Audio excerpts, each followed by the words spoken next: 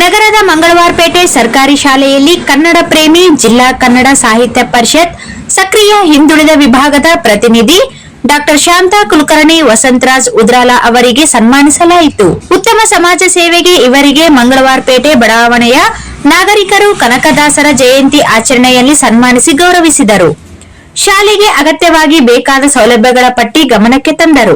ಶಾಲೆಯ ಮುಂದಿನ ಅಂಗಳದಲ್ಲಿ ನೂತನ ಕಟ್ಟಡಕ್ಕೆ ಕಾಲಂ ಹಾಕಿಲ್ಲ, ಮೇಲಿನ ಕೋಣೆ ಕಟ್ಟಿಲ್ಲ, ಬರೀ ಆಶ್ವಾಸನೆ ಕೊಡಲಾಗುತ್ತಿದೆ ಎಂದು ಶಾಂತಾ ಕುಲಕರ್ಣಿ ಅವರ ಗಮನಕ್ಕೆ ತಂದರು.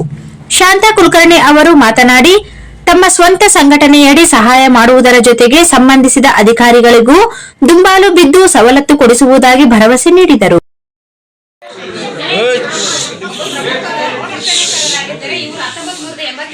ಬಾಡ ಗ್ರಾಮದಲ್ಲಿ ಜನಿಸಿದರು.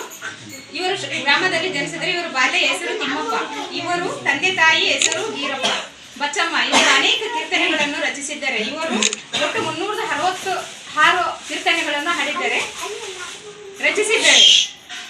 ಇವರು ಹಾಡುಗಳ ಮೂಲಕ ಸಮಾಜದಲ್ಲಿರುವ ಮೂಢನಂಬಿಕೆಗಳನ್ನು ಹೊರತುಪಡಿಸಿದ್ದಾರೆ ಮತ್ತು ಭಗವಂತನ ಸೇರುವ ಸ್ಥಳದಲ್ಲಿ ಮಾರ್ಗಗಳನ್ನು ಬೋಧಿಸಿದರು. ಇವರು ಹಲವಾರು ಕೃತಿಗಳನ್ನು ರಚಿಸಿದ್ದಾರೆ. ಅನುಗಳಲ್ಲಿ ಪ್ರಮುಖವಾದ ಪರಿಚಯ, ನಳಭಕ್ತರು, ರಾಮಭಕ್ತರು, ರಾಮಧ್ಯಾನ, ಚರಿತ್ರೆ, ಮೋಹನ್ ತರಂಗಗಳು ಮುಂತಾದವುಗಳನ್ನು ಇವರು 1609ರಲ್ಲಿ ಇವರು ವಿಧಿವಶರಾಗಿದ್ದರು. ಇವತ್ತಿನ ಕನಕ ಜಯಂತಿಯ ಶುಭಾಶಯಗಳು ಎಲ್ಲರೂ ಮಾಡ್ತಾ ಇದ್ದಾರೆ. ಈ ಸಂದರ್ಭದಲ್ಲಿ ನನ್ನ ಕರೆದು ಒಂದು ಒಳ್ಳೆ ಸ್ಥಾನ ಕೊಟ್ಟೋದಕ್ಕೂ ನಿಮ್ಗೆಲ್ಲರಿಗೂ